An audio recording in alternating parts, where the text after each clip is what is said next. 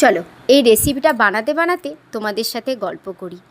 বেশিরভাগই রান্নার ভিডিওগুলোতে ব্যাকগ্রাউন্ডে মিউজিক দিয়ে সেই ভিডিওগুলো আমি কভার করি, কিন্তু আজকে তোমাদের সাথে গল্প করতে করতে এই রেসিপিটা বানিয়ে ফেলবো। তো চলো শুরু করা যাক। সেদিন খুব বৃষ্টি পড়ছিল আর আমার ঠেকুয়া খেতে ইচ্ছে করছিল।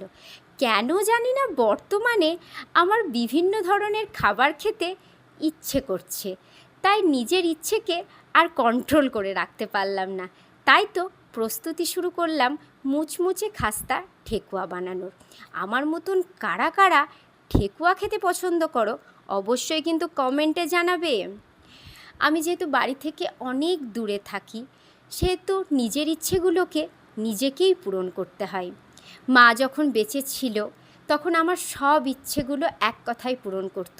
আমি জানি বিয়ের পরেও মায়ের থেকে দূরে থাকলেও মা দূর থেকেই চেষ্টা করত আমার ইচ্ছেগুলো পূরণ করার। সেইটা তো আর হলো না, তাই নিজের ইচ্ছেগুলো নিজেকেই পূরণ করতে হয়। মায়ের আশীর্বাদে সেই সব ইচ্ছেগুলো কিন্তু আমি পূরণ করে বর্তমানে খুব ভালো আছি। আর একটা মানুষও আছে যে নিজের সমস্ত কাজ এবং অফিসের চাপ সামলে যতটা পারে চেষ্টা করে আমাকে সঙ্গ দেওয়ার। আর একজনও আছে, সেটা হলো আমার দিদি। সে কিন্তু দূরে থেকেও চেষ্টা করে আমার ইচ্ছেগুলো বা আমার ছোট ছোট আশাগুলো পূরণ করার।